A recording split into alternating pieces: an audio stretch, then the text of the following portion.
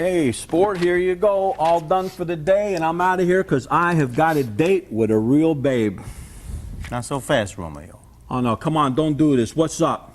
Junior got some late calls, and you the man that's going to Come on, no, I mean a real date. I got to go. Come on. All right. Tough noogies, because you are going to cover for this. You know what? If I didn't need this job so bad, I'm telling you. Heard that. That sounds very good. Listen, I'm meeting Junior over at the bowling alley. That's number one. Number two, all right? What's with your truck, all right? Clean it. It's a friggin' mess, okay? Wash it, clean it, spit on it, do something. Well, that's definitely one method for getting a tech to run more calls at the end of the day. However, I think it's safe to say that Rocky isn't the best possible role model to follow. Am I right? So, what do you think was wrong with how he handled the situation? I'd start with his lack of preparation. Although we really don't know what the rest of the day was like leading up to the scenario we witnessed, it certainly seems likely that Rocky didn't plan very well. If he had, he would have adjusted his schedule to be more efficient. Perhaps then he would have had only one more call to assign poor Sam instead of 3. It also seems obvious that Rocky didn't mention the possibility of late calls to Sam earlier in the day. Now, if he had, Sam might have been able to postpone his date, and the situation wouldn't have been so upsetting. And what about how he approached Sam with the request? It lacked a certain finesse, wouldn't you say? In fact, I'd call it downright rude.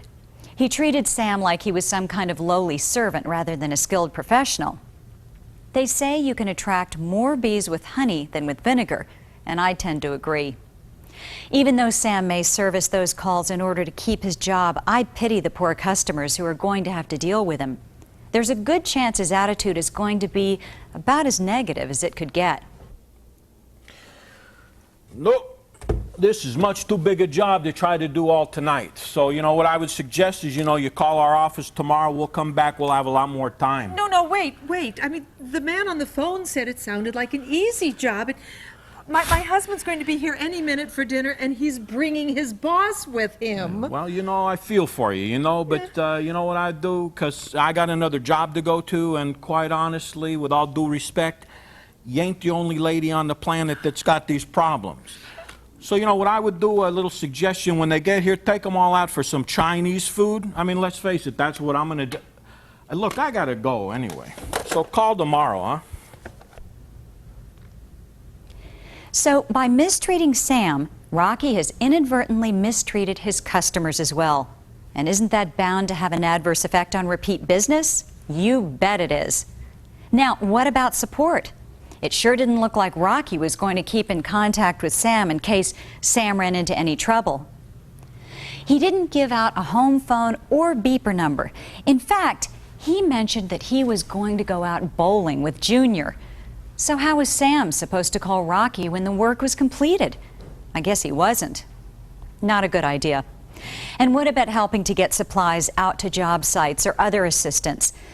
Although we don't know what kind of service calls were involved, it might have been nice if Rocky had asked Sam if he needed any help. And of course, there's Sam's date. Now, wouldn't it have been great if Rocky had asked Sam if there was anyone he could contact while Sam went out on the calls? It's always awkward, as well as disappointing, to break a date or explain working into the night to a spouse. Having someone else take care of it is one less burden to face. So far, Rocky's not racking up too many points, is he? Let's see, what else? Oh yeah, appreciation.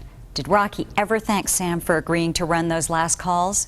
Did he ever say, "Hey, I really appreciate the effort," or "Thanks, I owe you one"? No, he didn't. And yet, such a small gesture can make such a big difference in how someone feels. The only thing worse than having to do work you really don't want to do is not getting any thanks for doing it. But you know what irks me the most? Sam probably got dumped on because Rocky knew he would just do the work. Now, Sam may not be the best technician out there, but he doesn't deserve to be dumped on just because the dispatcher is afraid to give last-minute calls to another technician. How would you feel if you were given more work than anyone else simply because you were less argumentative or more productive than the others? In effect, you would be punished for your attributes, and that's not a very efficient or productive way to run a business. Everyone needs to do their fair share according to the hours they work. So if Sam works 50% of all technicians' hours, then he should only be responsible for producing 50% of the sales. It's a concept called the fair share doctrine, and it works. Now, before I go, let's take a look at how it should be done. This is Pete to base. I'm 10-8 on that toilet leak. You copy, Dave? I copy, Pete. Good job. But listen, I've got a favor to ask. I need your help.